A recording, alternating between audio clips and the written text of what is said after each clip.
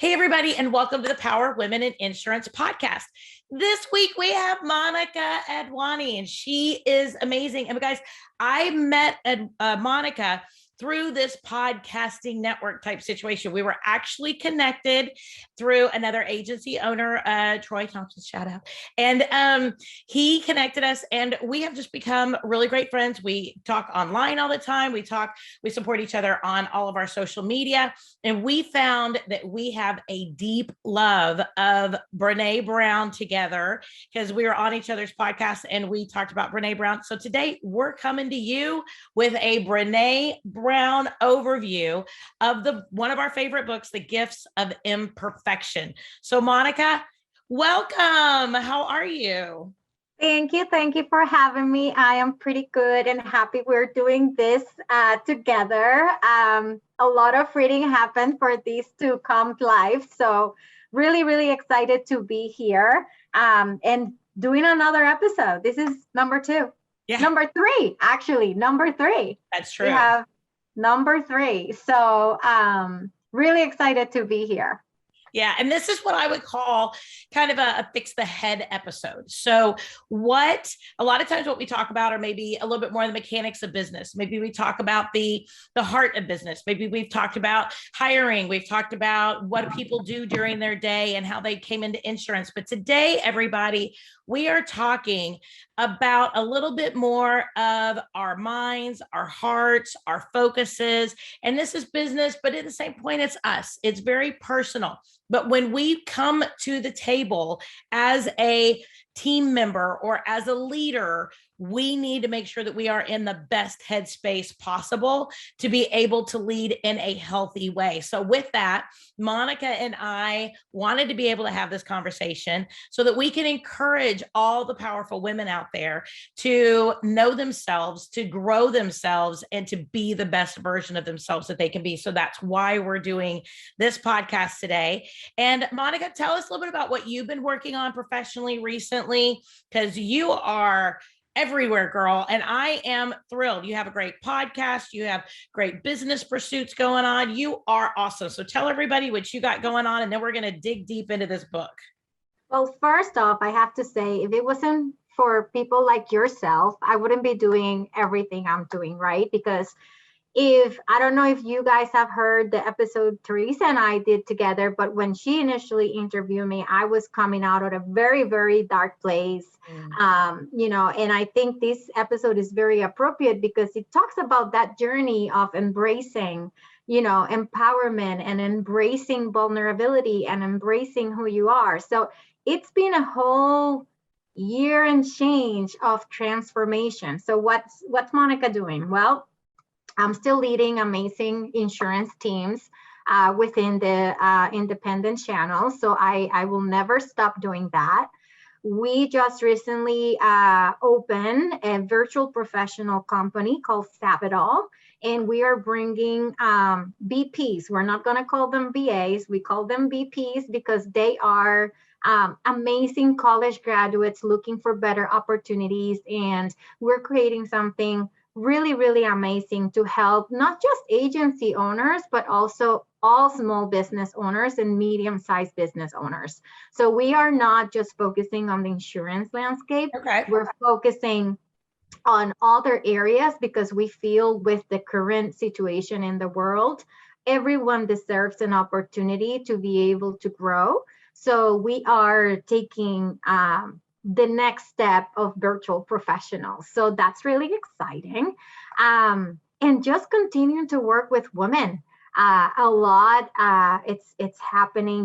We have great collaborations with Sarah Bradshaw and her My Network, having opportunities to go to conferences and stuff like that. So it's just been a very fulfilling year and change. And I'm just really happy to have the people that I can count on and lean on and learn from. So that's what's happening in my world. No, and I think that's awesome. And I love the fact that when we first talked, like you mentioned, you were kind of coming out of one business and professional situation, and you were kind of getting your feet started, or your feet planted in another. And now here we are a little bit over a year later, and you are in such a great place, and you found such a place that sets your soul on fire. And I think that's something that we all need to remember, is that sometimes we do go through those dark situations. We go through those difficult situations. Just give it time. Just put one foot in front of the other, and we're going to find our way. We're going to find our space, and we're going to make sure that it works. So I love that you have found it, and you are finding it as you continue Yes, to go. it is a journey. And I think for everyone out there that is listening, it is important to know that you don't have to do it alone. Uh, m- I had that misconception, like this is my journey and I have to make it work. And, I was so reluctant to tell my story because I didn't want to be, targeted or judged. Right. But guess what? You don't have to do it alone, and just surround yourself with people that can bring that light into your day to day. And I think that's a great segue for what we're going to speak about today, because it's all about embracing who you are. Yep, exactly. So this is a book that I think has really helped both of us over the course of last year. And this is actually a 10-year-old book. So she actually kind of redid the cover a little bit for the 10th anniversary, which actually is what brought it to my attention. But it's called The Gift of Imperfection. Let go of who you think you're supposed to be and embrace who you are. And that really grabbed me.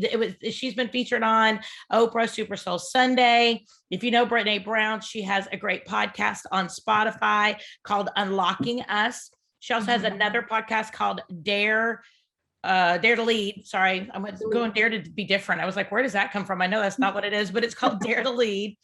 And she is a studier. She is a full-on social worker, all these, LMSW. She has devoted her career to being able to study shame and people's esteem and why people do the things that they do. So that is where we're getting started. But I want to get us started today because she talks about wholehearted living. And I love that term. But she starts off the book literally on page 1 at the very, very beginning. And this is what I wanted to frame our whole discussion today about, is wholehearted living is about engaging in our lives from a place of worthiness. It means cultivating the courage, compassion, and connection to wake up in the morning and think, no matter what gets done today and what is left undone, I am enough. It's going to bed at night thinking, yes, I'm imperfect and I'm vulnerable. And sometimes I'm afraid, but that doesn't change the truth that I'm also brave and worthy of love and belonging. I love that. Yes, I have it highlighted because, it is something that you need to remind yourself every day. I am enough. I belong, right? I feel like depending on and regardless of what circumstances you've been raised, what, situations you've been in life, there is always this little voice telling you that whatever you do, it's never enough because you are not pleasing others, or you don't have the approval of others, or you are just expecting others to receive you with open arms. Yep. When you just need to receive yourself with open arms and accept that you're just doing this for you, not for others. So that first paragraph was like, well, this is how this book is going to go. Well, we're going to start this off pretty darn talking about me at that point, and I love the fact that it really talks too about the fact that we can acknowledge that things are not perfect. We can acknowledge maybe that we didn't get things done, right? That we didn't accomplish all of our little check boxes for the day, but we can still say at the end of the day that it's our choice to be able to remind ourselves that we are worthy, that we are valuable, and that we have to have, and I love the fact that she says this at the very end of that. She says that we have to have the courage, that we're brave, and that we're worthy of love and belonging, that this is that it means cultivating the courage, compassion, and connection. And I think we want that from other people. And I think that when we go on out and we look for other people, right, we bond with people that make us feel courageous, people that make us feel connected, but we don't give ourselves that same love and that same gift back. And we want other people to fill our cup with courage. We want that person, you know, when we're in the bathroom having a moment, we want somebody to come on in and pull us back up, right? And love on us and give us the courage to go back out there and conquer the day. But we don't do that for ourselves. So I love the fact that what she starts off with here is that we have to be that courageous, compassion, connection, and do it for ourselves, because she picks up very vulnerable moments of when we wake up in the morning and when we go to bed, because when those moments are there, we're the only people in that space typically in our heads. And that have control, right? Because, you know, one of the things you mentioned here on the book, it's, you know, the heart of compassion is really acceptance. So when you show yourself compassion and you are able to accept yourself, then you can demonstrate to yourself that courage that it takes to lift yourself up, right? So I think it's just a matter of how to learn to give yourself the permission to do the same that you do for your kids or your husband or your mother or anyone that you love. You need to start here, right? Like always the circle and the arrow goes back to you, but nobody teaches us how to do that. So how do we do that is the question, right? Well, and if you listen to a lot of Brene Brown, she uses a term all the time that I love, that it's very common, but at the same point when she uses it, it really struck me. She said, do the work. She talks about the fact that she does the work. She talks about the fact that we have to do the work. And it's not just the work of like her putting together a book, right? Or the work that she does of doing the work that she does. It's also that we need to do the work that we need to do on ourselves, rather than living a life that is not conscious, right? That is just kind of absent-minded. And then we just want everybody else to come fill our cup. But being conscious and being aware says, I have to fill my cup. And that's doing the work sometimes, because it's work to do that. Right. And I just love that part of that work that she mentions is creating boundaries. We don't. It's so difficult to create those, right? Like we are on 110 mile an hour trying to take care of the house, take care of the kids, take care of the business, take care of this, take care of that. But we don't set boundaries to take care of ourselves. And I think one of the things I've learned from, you know, when she says, do the work, it's do the work, but also apply it and create these specific, you know, pockets of time and these boundaries. And I mean, she goes very deep into what boundaries are. And there's all sorts of boundaries, but, you know, from my perspective, just creating that boundary of this is my time was huge.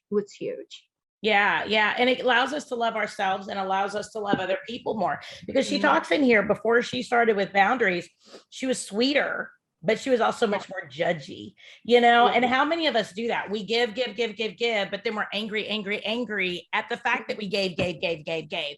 And whether or not we're agency owners or we're like in a consulting, if we are in that framework of whether or not, you know, we need to work with our team members, we come home, we have families. Sometimes by the end of the day, we just get to the point where we're exhausted from giving all day long. But it's because if we don't put up those boundaries of saying, I need some me time, or I need whatever it might be, right? I need some girl time. I need some me time. I need to just go to a movie, right? I need to just go and, I mean, for me, you know, give me a dry erase board and let me think things through, you know, and let me process. But if I don't put up those boundaries, I become angry.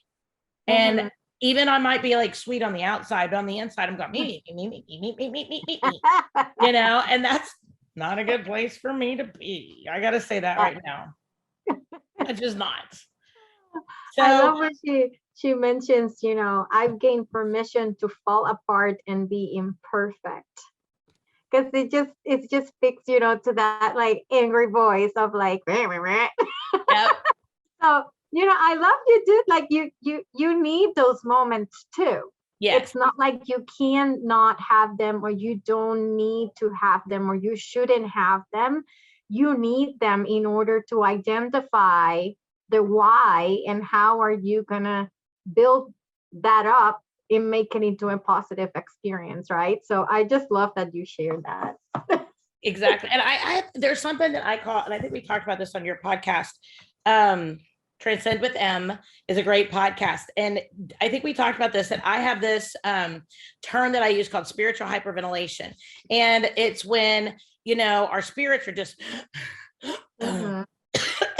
if I don't choke myself, but it's this point where, sorry, it's this point where like our spirit can't get enough air. Right. And we're just this hyperventilation, right? Where it's a very shallow breathing of our spirit.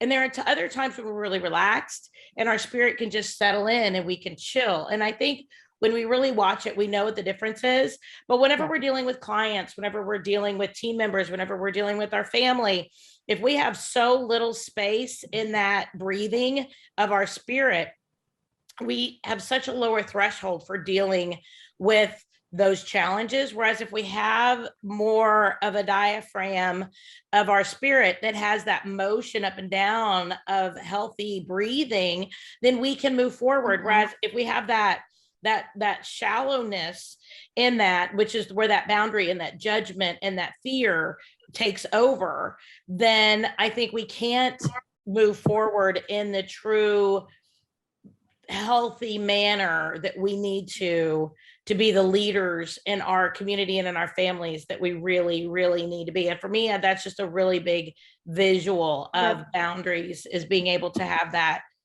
depth of breath. Yeah, no, I totally agree. I think also we need to remember that everyone is having different struggles on that regard too. So if we don't come, like you said, as your full self, right, and you don't show up shining that light, being the best you, then how can you be, right? And I think that's where most of us take a look inside and say, hey, I do really need to do the work, because if I am leading others, then I really need to show up on my best self. So I think that's a great analogy in how we look at it, because honestly, sometimes we are the ones that need to pick me up, but everybody's looking up at you, and you just have to be able to work on it and give yourself permission to do that. Yeah. And I love part of this book because she has 10 guideposts, and the way that she structured it is 10 guideposts pretty much to healthy living, to wholehearted living. So, and there's a couple things even before we get into those that I thought was really, really important that I want to bring in before we get to the guideposts, because there is a section, and page 10. Before we get into that, she talks about how we can support each other and the ways in which we approach each other that promote an authentic experience. And I saw myself in so many of these, the ways that I have probably screwed other people in how I approach them. But she said, if we share our shame story with the wrong person, they can easily become more of a piece of flying debris in an already dangerous storm. We want a solid connection in a situation like this, something akin to a sturdy tree firmly planted in the ground. And that's who I want to be, not only for my team, but for my family and for my friends.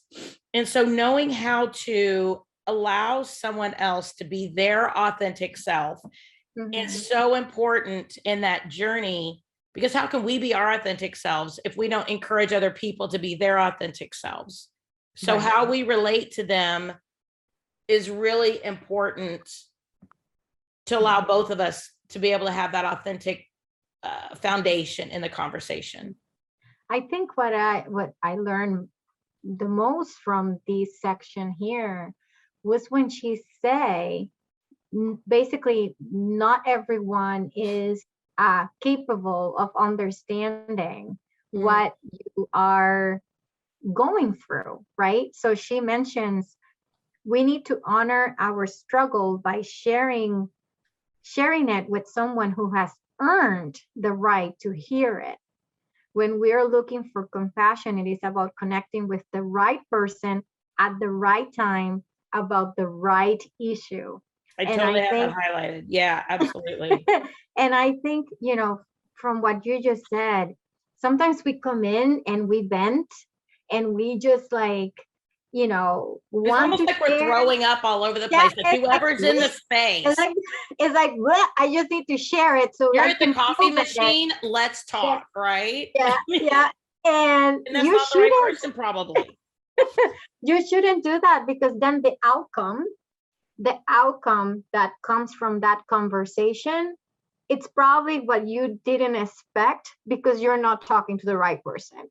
So imagine how many times people have come to us, employees, friends, family members, strangers, and start talking about their issue, and you don't know what to say, and all you say is like, well, just like she mentioned here, listen to what happened to me, and maybe you can make up something out of it, because you are not the right person to talk about that, right?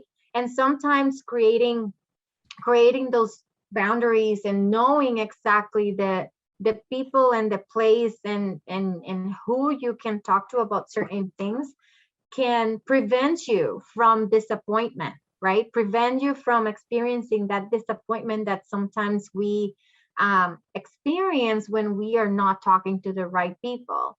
I am not going to talk to my husband about the thing that my mom did when I was 15 years old. He's not the right person to talk about that, because he's going to tell me like, well, get over it, right? Yeah. Well, and I love that, because that's exactly what she says here, is that how do you respond when somebody comes to you, right? And I've learned by reading this book, sometimes I just sit there and I just listen, and I don't need to respond, maybe because this is their moment, right? So the first one, she says, if you're talking to a friend or hears your story, actually feels shame for you. She gasps and confirms how horrified you should be. Then there's this awkward silence, and now you have to make her feel better. So she just stole your story, if you will, because she joined your story rather than helping you pull you out of it or whatever. And I thought that was I've done that a lot. I gotta say that. Yeah, me too. 100%. And then a friend who responds with sympathy, I feel so sorry for you. I get it. I feel with you. I've been there. Right. And then the whole, oh, you poor thing, all that. Well, then again, you have to pull them out of the fact that they feel bad for you. Yeah. And then the friend who needs you to be the pillar of worthiness and authenticity, she can't help but be disappointed in your imperfections, because by your story, you let her down. I don't think I've done that, because I'm too much of a builder upper, but I can say my mom was that person. Like my mom would be like, and why would you make that decision? Like, as if I somehow had let her down. Yeah. 100%. I think we find that response more from people that we look up to. We're like, I've told you not to do that. Or like, well, you should have listened to me. Or like, well, why did you do it anyways if you knew? Like, it's just responses like that it's okay to like respond that way. Everybody's hardwired to respond a certain way, but is that really going to help you? Well, and it's very judgmental. Right? It's very judgmental even then, because a lot of times if you're sharing, you're still in the moment, right? And to be judged in that moment brings in the shame that I'm like, well, maybe I was wrong. And now all of a sudden, instead of me feeling upset, now I feel shamed. And now I'm upset and shamed. Right. Right. Now I feel two or three things rather than just one. And then you start doubting yourself, and then it just goes downhill from there. So I think it was a big waking awakening when I read this, because I'm like, how many times have I doubted myself because of the responses I've gotten this way? And how many times worse have I put people down because I said, well, you should have known that, or, well, we have already discussed that many times, or, from a leadership standpoint, I feel we do that a lot more often Yeah. than not, because we assume that people will know, or that people will have the same line of thinking that we have, or we want them to have. So I think it's a work in progress, and we're all learning. Yep. But at the same time, we have to start listening more. I mean, bottom line, we have to start listening more. And if we know that we're not the right person to respond, Yep. then just stay silent and listen, and that's it. And just acknowledge, I hear you. That's And it. That's all I have to say. Yeah, I had a friend of mine years ago who she would say, and it's something I have to really think about doing. She would say, do you want me to listen, or do you want me to respond?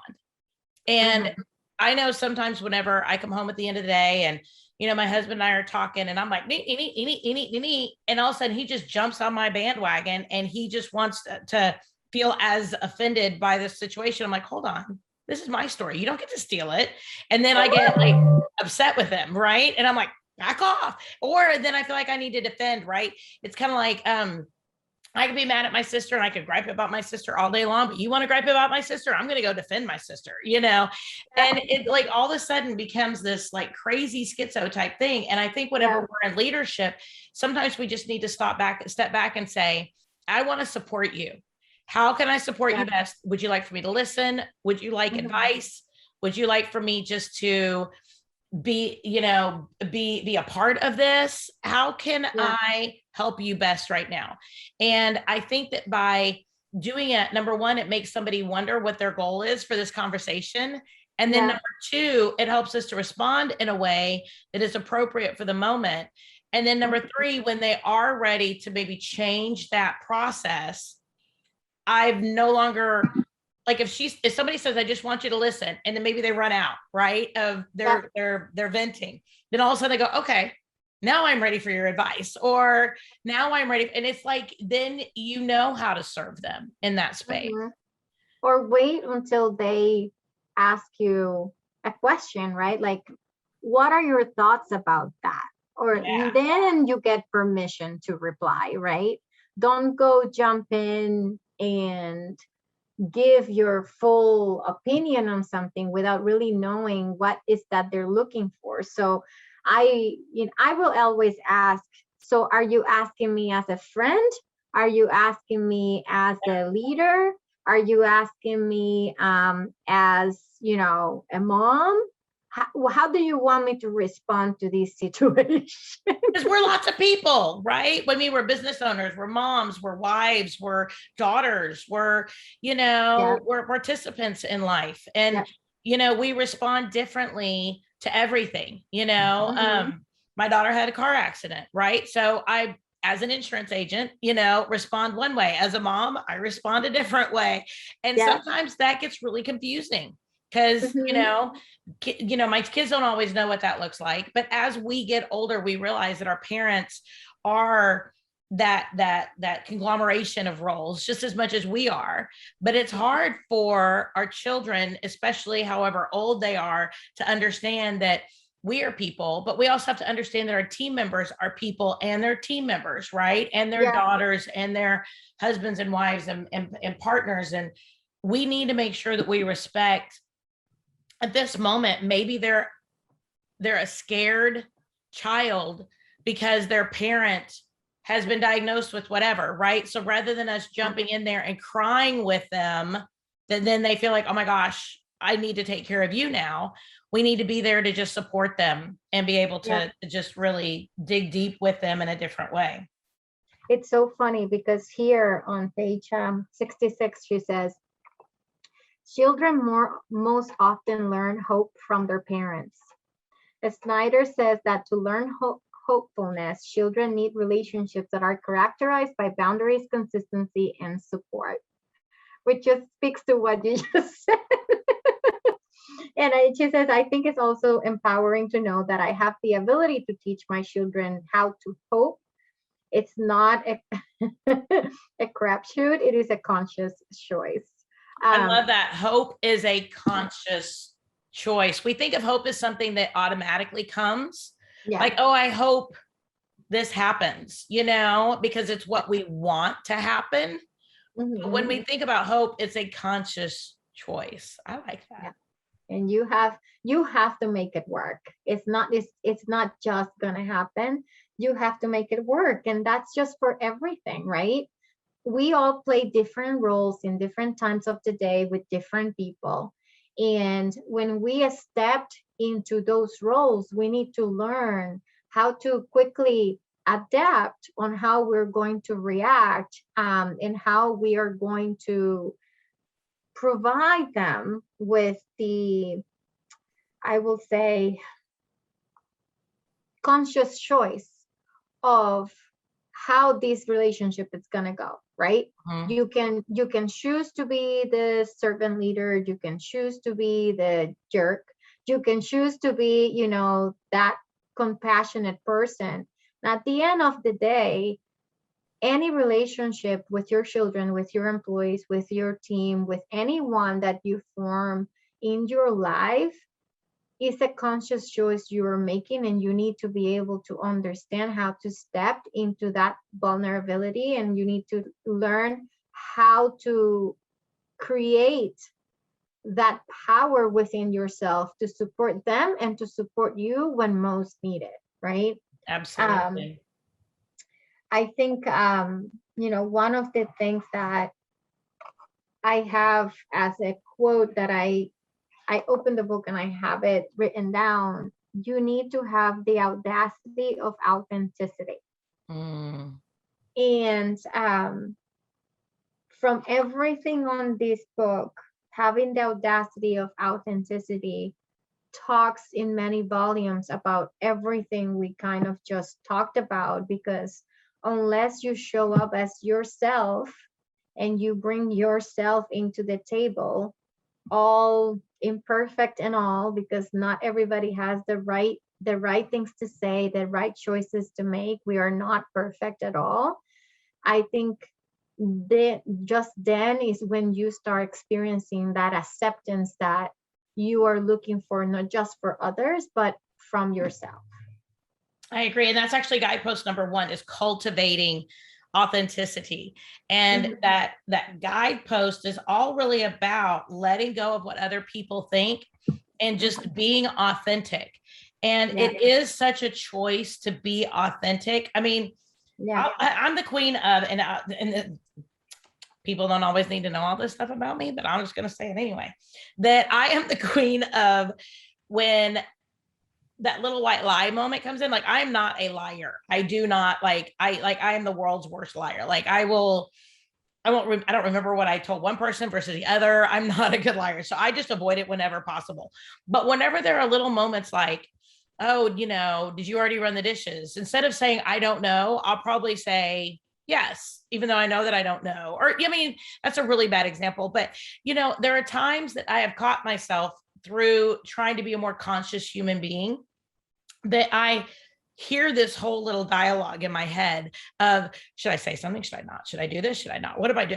And at that moment, I have to sit there and go, Teresa, suck it up, little buttercup, and just be real. At this moment, maybe I did not do my best on that project. Maybe I did completely forget to be able to send off that document to the underwriter today. I mean, maybe I dropped the ball. And you know what? When I do, I need to be authentic in that moment. But there are times that I sit back and I think, oh, I did that, but maybe the email didn't go out. Maybe it got stuck in my outbox, but the reality is, reality is I never sent it, I never even wrote it, but, oh, I sent you the wrong email address. I fat fingered your email address, right? And those again, it should be there. click. Yeah, check your spam. I'm sure. Let me resend it just in case. But when we get to those moments, those little moments that chip away at our authenticity, right? Yeah. And that whenever we don't step up to the plate and be honest, then it is a integrity thing down the road with that person that, she's forgotten to, or she had emails stuck in her outbox last 3 times that we talked. At some point it comes to fruition that you're not really being real here, and that's probably a really bad thing to say, because I don't think of myself as like, a liar. I'll just tell somebody flat out. But that's one thing I love about my husband. And everybody knows, if you listen to the other podcast, we have a 2 whole episode series on our divorce and our reconnection and remarriage and what that did with the business and our families and all that. But one thing that I love about him that I trust more than anything is he does not lie to me. He would rather hurt me than lie to me. And sometimes we have to work on that hurt me part that we can tell me the truth without, being brutal. But at the same point, he doesn't lie to me. And I know that I have confidence in his, how do I put it, in his authenticity, that he will tell me the truth. But if I break that with my team members, because I'm like, oh, that must be stuck in my outbox, or, oh, I certainly did that, but I didn't really, then that breaks authenticity going forward. Well, and trust too. Like you need, if you want them to come to you on their full self, authentic, truthful, you need to act the same way, right? Like the moment you start doing that is the moment you enable them not to come as their full selves into the table, right? Because if you are unable to accept your own mistakes, how do you expect them to accept theirs and to step into that area of trust, right? So it's very minimal, and you think it might not be a good example, but I think it's the perfect example. Because how do you expect to hold others accountable when you can't hold yourself accountable for those actions? Right. Exactly. So I think being aware, and I love the word cultivating because it's a farming word, right? You cultivate the earth. You have to go work the earth. And like we talked about before, the doing the work, right? Is when that thought comes up in our minds. Should I say, it's, oh, it's just stuck in my outbox. How did that happen? Instead of being in that moment, because we're consciously aware of what we're doing. And I think especially whenever we read books like this, we become more consciously aware of our faults. But when I'm in that moment, I have to sit back and go, you know what? I can sit here and lie to you and tell you that it's in my outbox, but the reality is I just forgot. I just plumb forgot. So you know what? We're gonna go ahead and we're gonna send that on out. And I need to apologize right now that was something that I just dropped the ball on. And that cultivates authenticity because you're choosing to be able to do that. Right. I love that. I love it. And then the next guidepost is cultivating self-compassion, which is letting go of perfectionism. And did you, I'm going to actually see if I can pull this up, but I have a real perfectionism issue. I feel like I either don't try or I have to be perfect. And I have in 100 all or nothing type thing with that. And I always feel like I am not enough in that arena. I mean, we did a podcast with some girls from my mastermind group, BT30, and we talked about the imposter syndrome, right? Yes. And I always want to be able to walk into any room in my 5-inch stiletto Christian Louboutin shoes. I want to be like 110 pounds. I want to have long legs, and I want to be able to just rock the world and look perfect and have my hair looking great and wearing a great little designer outfit and just have everybody go, ooh, right? Right. And the reality is I'm 5'3", and, my little size, 12 to 14 self is not going to be that person, it's just never, ever going to be. And I judge myself because I'm not where I want to be or where I think I need to be. And that imposter syndrome is really, really closely, I think, affiliated with that perfectionism, because we need to let go of perfectionism. We do. And I think it's such a big problem for not just, I feel the girls growing up right now are doing better because they're just accepted, right? We have been working for many years very, very hard on acceptance and just show up as yourself. But for us that didn't have that, we struggle every day with that question, like, how is people going to perceive me? Am I going to be enough? Do I have what it takes to get up there? I am not your model that, it's 5'7", 110, right? So, but this is a media problem where, like, Right. it's just embedded that you have to look a certain way, you have to have achieved a certain, degree of publicity or whatever in order to be successful. And I think more than perfectionism is shame for not being representing what people think is success, right? So I think it's too many things intertwining there. But at the same time, it's learning that if you were invited to that stage, is for a reason. So perfect or not, or 5'7", 110 or not, you have something that it is perfect. What that is, completely up to you to discover. But then we need to tap on that. We need to tap on that and say, hey, you're just perfect the way you are, right? And it's just recognizing that you are unique and that your own self is totally perfect the way it is, and not just at the image of what others want to see or are expected to see. Absolutely. So she says here, perfectionism is a self-destructive and addictive belief system that fuels this primary thought. If I look perfect, live perfectly, and do everything perfectly, I can avoid or minimize the painful feelings of shame, judgment, and blame. And I'm just going to let that sit there for a minute. Yeah. Wow. And I'm gonna dig into my old religious roots back in the day. Okay. I used to always think, and this is kind of the way that I was raised, that if something didn't go right, it's because I didn't do something right. That I didn't do what it took or work hard enough to achieve blank, right?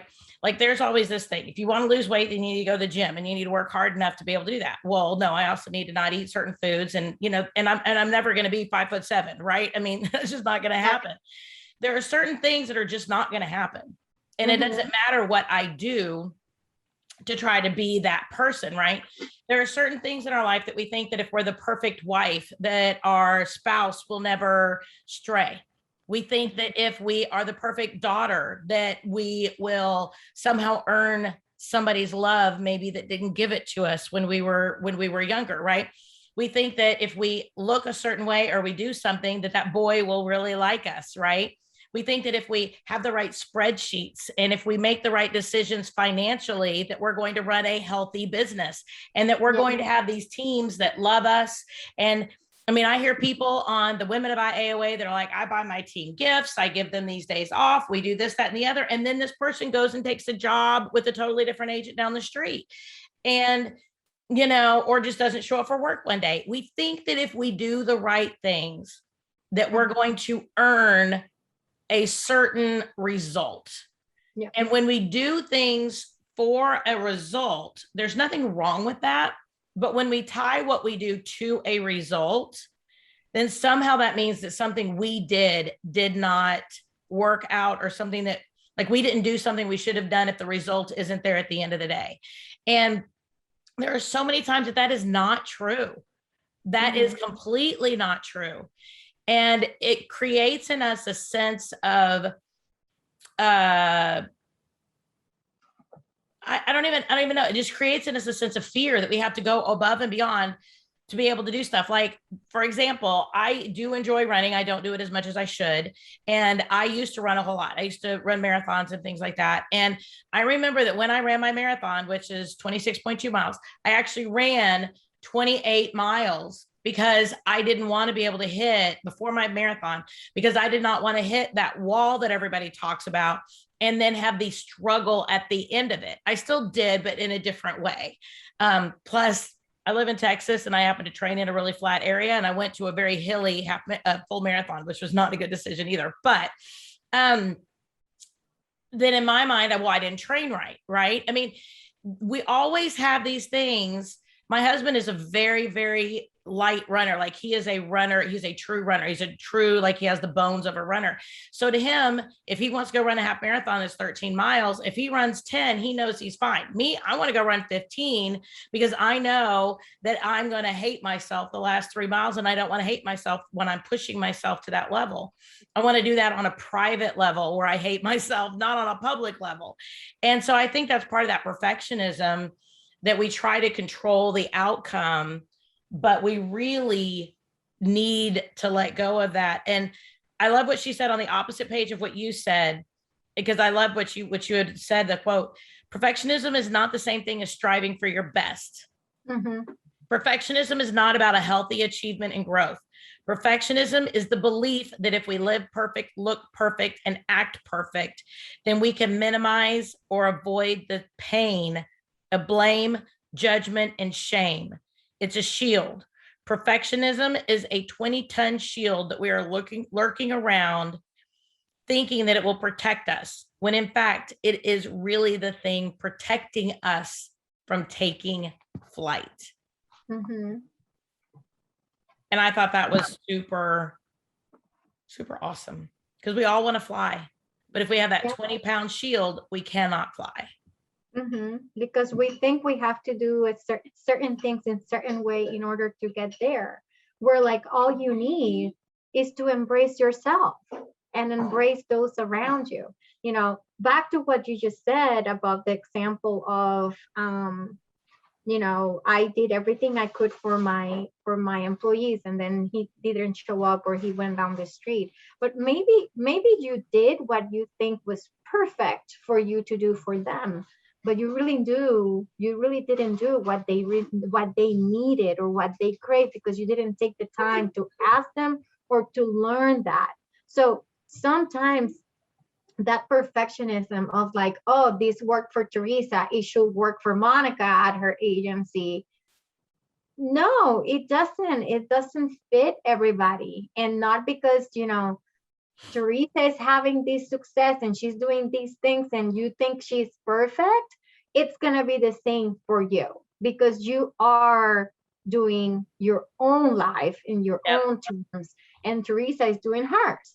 So I think when we try to copy, which is a lot that happens with perfectionism, we try to copy because others have or look that they have this perfect life, right? Because there is one thing on what looks like, and another thing what's really what happens. I wish I could translate a term we have in Spanish that says, nadie sabe lo que hay en la olla, solamente el que la menea. Like, nobody knows what's really on the pot, only the person that it's making and steering the pot, right? So it doesn't sound great in English, but in Spanish it's like super powerful.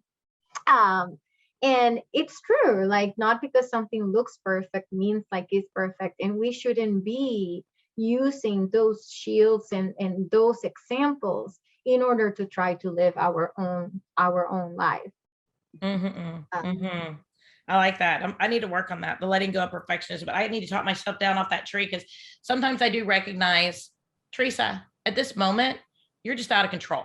And I have this whole little talk to myself. I'm like, girl, you need to stop. Just stop. Yeah. You know, and I need to just say, and one of the best things about COVID, I have to say this, is that with doing the podcast during COVID, so many women are like, don't record video because I want to be able to have my hair up and I want to have makeup on. Well, then like I was all like spending 30, 45 minutes doing my hair and my makeup, just do a podcast. And like everybody else was like, no, we don't want that. So I was like, okay. So literally like right now, I mean, you guys can't see me because we're not going to publish the video, but I'm sitting here with Monica. I got no makeup on. I'm in a Life is Good t-shirt, you know, I mean, and I got my shorts. I'm sitting on my bed having this conversation. I have a pencil in my hair and I'm in like gym clothes. We're good. Life is great. And we know we can come to the table and be authentic because this is just what we're doing, you know. But what did you say, T, about, you know, talking to yourself? You know, she mentions here self-compassion. A moment of self-compassion can change your entire day. And I think we owe it to ourselves to have those little me-to-me talks where you're like, you got to take a break, dude. Just walk away. Just walk away, breathe, you know, go grab some water, yogurt, whatever it is that you need. A shower, it doesn't matter. Just recompose and come back strong. That's what and I think, you know, those little moments of acknowledging and you know, and being aware of what we're thinking and feeling to call ourselves away to do that. Yeah, 100%. So the third guidepost is cultivating a resilient spirit, letting go of numbing and powerlessness.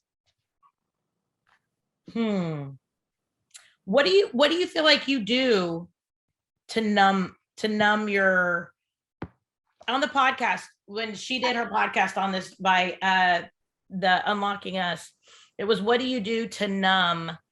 And I think, for me, it's eat.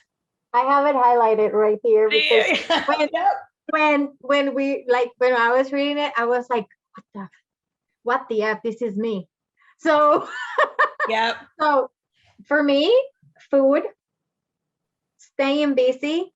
Yeah, busy is a huge numbing thing. Constant change. Yes. And Netflix.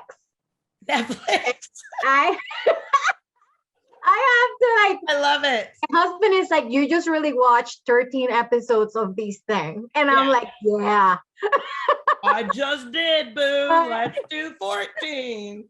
But I'm staying busy and food are my two numbing habits where like I just don't know. And this is something I am working on because I just don't know how to handle it yet. But I need to be I tell myself that I am being productive, but that's not it. I'm just numbing because I cannot have a moment of silence or peace where I am just sitting in the couch and reading a nice book and just enjoying the day. I cannot do that because I'm like, right now I could be making more money or doing this, or, you know, I should be grocery shopping, or I can accomplish X, Y, and Z. So I almost feel guilty when I have that free time. And I numb it with staying busy. So what is the next project I need to work on? You know, do I need 5 jobs? That's kind of like how I operate. And it was very eye-opening to understand that those were numbing habits and I wasn't being productive. Yes. I think for me, I find numbing things to do, and I know that sounds redundant, but for me, my husband always tells me, why are you doing these things that I need to delegate off to somebody else? And there are things that are kind of more of a rote memorization type thing. Like right now we're doing we moved the Austin agency onto the same agency management system platform with the Dallas agency. They were on 2 different management systems.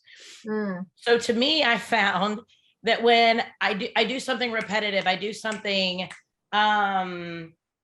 that doesn't have high importance, if that makes sense. I find myself checking email. I find myself researching something, I went one Friday, I decided to start investigating what is it, a circuit or a cricket or whatever, it's a crafting thing. I spent probably 3 hours watching YouTube videos about a crafting machine that I probably won't even buy, because I'm like, I don't have time to do this, but I really want to be able to buy one. But then, look, now they have this little cup thingy that like squeezes the cup and makes these like graphics on the cup. And then, there's this other piece of equipment that you can buy. And look, how does this knife work? I spent 3 hours doing that, and I did not need to be doing that. You're gonna do cupboards, cups, and shirts now? I don't, maybe I'm gonna go open up an Etsy shop. I don't know. Yeah. But I was like, I could do this, and I could make all my power women and insurance guests, all this stuff. And I could make Christmas gifts for all my clients. I'm not going to make 1,300 whatever for my clients. I mean, it's just not going to happen. I mean, it's just not, and, but I spent 3 hours doing it. And why? Because something had ticked me off with a client that morning, and and I was like, well, I'm just going to take time off. And so my idea of time off was just busy. It wasn't productive, and it didn't do anything for me, and it didn't solve any problems. It was fun. I have to say that. And I used to craft a lot. And a part of me is thinking, well, if I crafted more, would that be like a hobby that I could pick up that might be healthy? I don't know. I still haven't made my decision on that. But did I need to spend 3 hours watching YouTube videos? No, I did not, But I mean, and yesterday I was doing some stuff, and I find that whenever I'm on the phone or whenever I'm doing something that I feel is not moving as quickly as I want it to, I will go online and do, like, I'll start deleting emails, or I'll start doing, numbing things that are not important to be able to do, things I could delegate to somebody else or whatever, but things that I do to try to, and I know, I mean, I think about the fact that this is something I could do in my sleep, and I numb myself. Now, when I get ticked off, I'll get my car and I'll go get a Diet Dr. Pepper up at McDonald's, and I'll go get myself a McDouble, because it's a little hamburger, but it's the salt and the meat and the cheese that, for me, it's therapeutic. Yes. As stupid as that is. All right. So you want to we're not really going to publish this, are we? Are we going to publish this? I'm just sitting here thinking maybe we need to just not. You know what? For me, oh my God! Now that you mentioned McDonald's, I haven't had McDonald's in a very long time. But for me, it was the McFlurry with the French fries inside it. Girl. Mm-hmm. Mm-hmm. Mm-hmm. And the Big Mac. Mm-hmm. Yup. I don't know. There is something about it. It's delicious. It is. Guilty. It's okay. They're guilty pleasures. But I don't do it that often. Now, the Diet Dr. Pepper thing, I do a lot. I mean, that's my jam. But at the same point, I need to get rid of that. But I mean, I try not to be able to do the McDonald's things very often. But I've really thought about that too. Why is it that that's my numbing thing to do? Why is it that sitting in my car in the parking lot, and that's literally, it's like something I do. I don't want anybody with me. It's like, I don't want anybody with me when I go to McDonald's. It's my private place. I don't know. I'm really weird. But anyway, but I think it was because I grew up in a little town in Iowa and Wisconsin. We lived in two little tiny towns. We did not have a McDonald's. So for us to get a McDonald's was like, we went to the big city, and it was like a special thing. And I remember my dad would always say, oh, let's stop off at McDonald's for lunch or whatever. And he would always go, okay, well, we're going to stop off at McDonald's for lunch. And then as we got closer and closer, he'd be like, oh, I don't see it. And I'd be like, look, it's right there. And he'd be like, I don't know where it is. I don't see it. I don't know. Oh, well, now we passed it. So now we're just going to have to eat somewhere else, or now we're going to have to go home and have mom's pot roast or something. I don't know. And I think for me, it's like a childhood thing. I really do. Yeah. It's like I've really been thinking a lot about that recently, about the psychology of the way that I numb, and TV and, I don't know, fast food. Anyway, I'm not going to sit here and go on that. Anyway, no, it's, but we all do have that. I think it's too many aspects of the why we do what we do when we do it, in order to just decompress or just, numb everything that we're feeling at that moment. But again, they're not a lot of healthy habits that surround that. So we just have to be more aware of them, I guess. Is the bottom line here, because you know, we all owe it to ourselves not to do them often, or Yeah. you know. Yeah.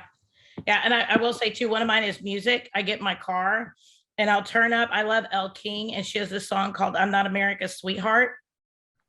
And I'll just like, I love like girl power music, you know? I mean, I'm just like, I'll go at it, man. My husband just laughs, you know, the stereo's blaring as I pull in the driveway. It's always crazy. Anyway. My husband does that here. Teresa, like, too much information. Actually, talking about him, he just got home, so he better not. He always comes in and he's singing, so I hope he doesn't. And my dog probably will start barking too because he's excited. That's awesome. So then guidepost number 4 is cultivating gratitude and joy. So what do you do to be able to cultivate joy? I think this one for me was what's gave me a lot to think about, because I'm like, what are the things that I really do to experience or express that I am happy, or that, you know, I am grateful for others and for everything I have. I think, funny enough, I cultivate gratitude and joy when I cook for other people. When I just do anything that it's selfless, that it's like, oh, you need to go to the supermarket, I'll take care of your kid type of thing. Or when someone just needs a space for like when my employees say, you know, I am overwhelmed, and I say, well, just take a couple hours and I'll see you tomorrow. Don't worry about taking time off or stuff like that. Like, I feel like I cultivate gratitude and joy, and I feel good and I feel joyful when I am able to do those things that don't have any impact on me, but they have impact on others. And, you know, it's just a way that I don't know how to explain it. It's just I feel really, really joyful when I step out of me as an individual. I don't know. And you know, that's not exactly what she promotes in the book or whatever, but I think just being able to feel myself loved that way because I'm doing these things, it's my way of embracing that, I guess. Well, and I love that service. My love language, my one of my highest values, it's not my love language, one of my highest values in life is service, is serving other people. I feel really, really happy when I'm serving other people. But I think for me too, the way to be able to cultivate joy is, I used to have a friend of mine who we've talked about the fact that I think maybe this friend took it a little bit too far sometimes, but she used to always say, put it in a bubble and blow it away. And you know, and I think that's part of cultivating joy, is not bringing things into my space that either are not mine to deal with, or I don't need to deal with right now. And I think that lets me let some things go and put them in a bubble and blow them away, but simultaneously also doesn't take away my joy in that moment, in that day, because I need to be able to focus on the things that are fun, that are interesting, that are joyful. Sometimes I need to be more conscious of that. My love language is not gifts. I don't love gifts, but at the same point, I need to be more gifty, because for other people, that's something that honors them. And maybe my team needs me to bring them a little something, right? Or whatever, because maybe that's one of their love languages. But I think that serving other people is a place where I find a lot of joy. But I also know that in my mind and in my soul, I have to be able to put up a boundary, like we talked about earlier, where certain things don't enter my joy space, because I have to protect that in my own spirit. And I love what she says on page 79 of my version. So if other people are reading other versions, that's different. But joy seems to be Joy seems to me a step beyond happiness. Happiness is a sort of atmosphere that you can live in sometimes when you're lucky. Joy is a light that fills you with hope and faith and love. And that's actually a quote from Adela Rogers St. John's. And I love that joy is a light that fills you with hope, faith, and love. And when we put up that boundary to where there are certain things either that aren't our responsibility or that aren't in my time right now to deal with, and I don't want them to steal my joy, that says that I'm filled with that light, because I don't want to let that light go out. Yeah, I love when she mentions here, both joy and gratitude were described as spiritual practices that were bound to a belief in human interconnectedness and a power greater than us. So everyone she interviewed had that in common. And I totally agree with that, because one of the things that I do from time to time, I don't want to this podcast to be like or talk about religion or anything like this, but my faith and spirituality are extremely important to me. And one of the things that I constantly do, besides of the service of others, is that when I'm in that phase where like I need to reconnect with myself, I need to listen to gospel no matter what. And I just need to embrace that spirituality, and I need to talk, and I need to just feel that power. So I think, there is moments that you can feel happiness, but the joy in your heart is something that only you can achieve by having that space within yourself and knowing that you are loved regardless, and that this is yours, right? Like this is your thing, and no one can mess up with it. So for me, if you ask my daughter, when we ride in the car in the morning, I jam to like, gospel music, and that's what lifts me up for the day, and that makes me feel joyful. And that's, I can be cooking and then it's like I start singing and stuff like that. So it's just, I know not a lot of people believe on a spirituality, but I do. And I think having that connection with whatever it is that you believe, it's one of the most important aspects of becoming in tune and experiencing everything else that you want to experience when it comes to vulnerability and come to stepping into your true self, right? So I love that this specific topic talks about that, because it's big in my life, and I know it's big on others too. And it's really nice to learn that happiness are moments, but joy can be constant. It's deeper, Yes. and it's that peace. And I think I love what she says.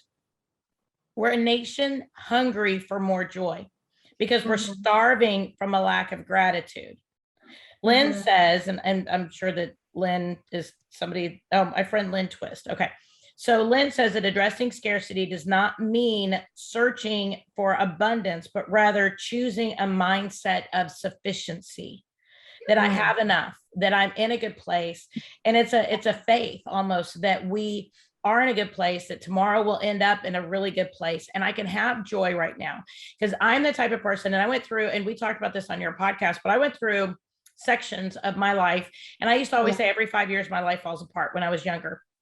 And because when I was 19, I got pregnant with my first child, which it was in retrospect a wonderful situation 28 years later. But at that point, when you're 19 and you're at Dallas Baptist University, being pregnant is not a great thing. And then, when I was a little bit older, my mom was diagnosed with cancer and she passed away. And then, when I was 25, my house burned down. And then when I was 30, my first marriage went through a very difficult time due to a certain event, right? And by 35, I was divorced. And from my first husband. And it just kind of, I used to always say every 5 years, I had this really, really difficult thing. So then every 5 years, I'll be looking for like a really, really bad thing. So I think part of joy is not worrying for the other foot to drop or the other shoe to drop. It's taking a step of faith and saying, and I know we've talked about this in the past too, is that John DeMartini says that everything is on the way to where I need to be. Nothing is in my way from where I'm going. So I think having that confidence and that joy, like having that confidence that no matter what happens today, I am on the way for what's best for me. Nothing is in the way. And no matter what is going on, I know that tomorrow is another day and I'm going to be just fine. And I can learn from what I'm going through today. That gives us that underlying joy that helps to push us through when happiness comes and goes, but where we can have that consistency underlying everything of just joy, because we know and we have the faith that tomorrow's going to be better and it's going to be okay. Yeah. I think she says joy is what happens to us when we allow ourselves to recognize how good things really are. Allowing ourselves to recognize. Yes, how good things really are. And I think regardless of what stage, what situation we're in, we always say, just look at the good side of it, right? And I think joy is just practicing more of that. And I think too, we talk about the numbing and we talk about some of that. I think whenever we allow ourselves to not numb, and she makes a really good point in here, that whenever we numb the pain on certain things, we take away the joy of being able to get through it in the light. And there's two really great quotes that I printed off here. And it says, we cannot selectively numb our emotions. When we numb the painful emotions, we numb the positive emotions as well, which I thought was really, really big. But then the next quote that I have here on this piece of paper is that the dark does not destroy the light. It defines it. It's our fear of the dark that casts our joy into the shadows. So by not being afraid of the dark, by not being afraid of the pain, we can find the joy in and through the pain that helps to pull us through. And it's not until we can be conscious of that process and that symbiotic atmosphere that we can help our team, that we can help our kids, that we can help our spouses, because our team comes in. And I mean, I have a wonderful account manager who during the ice storms in February, her whole apartment was just obliterated. Like they literally took everything out like with a dumpster. I mean, and she ended up living with family and all this other stuff. Well, she came in at one point not too long ago, just really stressed with the whole process of the fact they were redoing her apartment. When's she going to get in? She's got to be able to buy furniture. She's living with family. You know, she has a young child. She just is a single mom. I mean, just all this stuff. So allowing her to sit in that, listening appropriately, like we talked about earlier, not helping her numb the pain, but helping her get through the pain to be able to see the light ahead is a gift that we can be there and be authentic to our team. And if we can give that to our team, we can give that to our people in our lives. I think that's what leadership is in a very authentic way. And I'm kind of putting together all 5 of the first guideposts because, you know, the first that we're pretty much at that 5th guidepost, which is cultivating intuition and trusting faith, letting go of the need for certainty. I can't guarantee what's going to happen, but we can cultivate all these things in authenticity and know that we're in the right space and help other people to know that they are as well. That's true. That's true. And, you know, it's not that we need to become experts on this, but just your willingness to actually embrace it and wanting others to embrace it, it's enough. It's enough because you are planting that seed, right? We're all a work in progress, and we definitely have the power to change others and to change us and to change everything around us. So if you want to live with this, you know, wholeheartedly life, right? Then you just have to embrace it and you just have to surround yourself with individuals and people that you can have the conversation with and that you can actually embrace it with. So it's all about how you are not only practicing it, but also attracting others to practice it. I love that. And giving them the space to practice it in your space. Right. The permission. Right. And I know we're right at probably a little bit over an hour at this point. We're through the first 5, and I want to be able to kind of wrap up this episode on this one. And right here's where I'm going to leave it at. And I love this quote.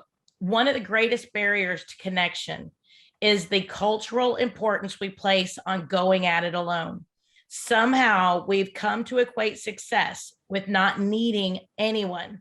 Many of us are willing to extend a helping hand, but we're very reluctant to reach out for help when we need it ourselves. It's as if we've divided the world into those who offer help and those who need help. But the truth is that we are both. Beautiful. And I love that. Well, everybody, this has been another awesome episode of Power Women in Insurance. And Monica Adwani is our guest today. She has a great podcast called Transcend with M. Look her up on all the social media. You know what, Monica, people want to reach out to you and be able to pick your brain, see your podcast, talk about virtual assistants, want to be able to chit chat about insurance, agency management, sales, all the things that you are the queen of. How can people go ahead and reach out to you? People can call me, my cell phone, 508-963-9108. You can connect with me on LinkedIn. You can connect with me on Instagram. I'm very active on LinkedIn, so I always suggest everybody to go there because the others are more personal accounts. But yeah, no, I'm always more than happy to have any conversation.